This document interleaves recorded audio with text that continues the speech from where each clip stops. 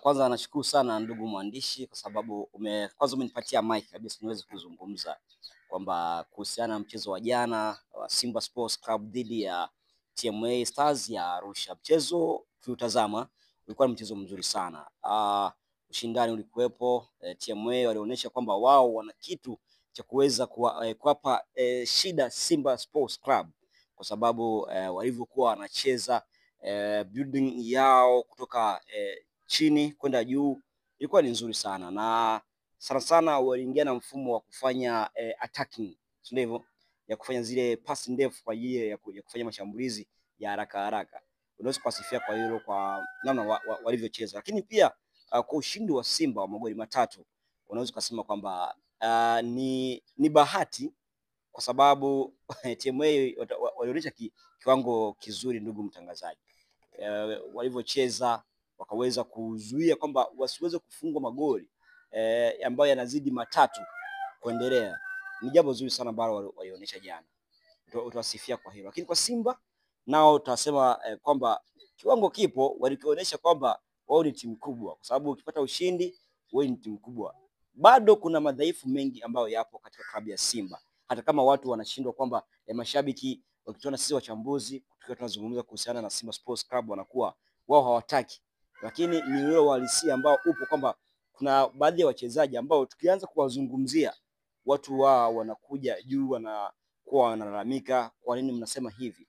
Ukitazama kama Ateba jana kuna baadhi ya magoli mengi ambayo amekosa, magoli mengi kabisa, na kuna mipira ambayo yeye kama striker ilikuwa inatakiwa awe nayo kabisa katikati pale, umeona kwamba aweze kufanya maamuzi mazuri.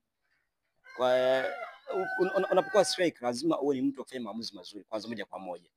Unapokuwa striker pia ni mtu ambaye una jicho la kuona goli, una jicho la kukaa na mabackline wako wa timu pinzani ambayo wako pale, kwa sababu jana mtu yupo kwenye nafasi mwenyewe anashindwa kufunga goli moja kwa moja, umeona? Yaani yupo kwenye nafasi yeye na mpira tu afu na goli pale, lakini kwenye pasi ya Vika kama sijakosea, pasi tu kwa Kijili, lakini bado alishindwa kufunga goli. Ukija kwa Mtale pia naye tunasema kwamba ni jambo la kusikitisha sana. Mchezaji kama Mtale kwa namna anavyo perform pale uwanjani, utasema kwamba tukianza kuzungumzia udhaifu wa Simba Sports Club ni mambo mengi sana ambayo yataibuka, lakini tuachie management yao, wanatazama timu yao kwamba wanafanya nini, wanaperform kwa namna gani pale uwanjani. Kwa hiyo tunadhani watafanya marekebisho kwa timu yao ambayo walionao kwa sasa hivi. Msimu unaelekea mwishoni kuisha, pengine msimu ukiisha wanaweza wakabadili wachezaji ambao wanaweza wakaleta pia changamoto mpya kwenye klabu ya Simba.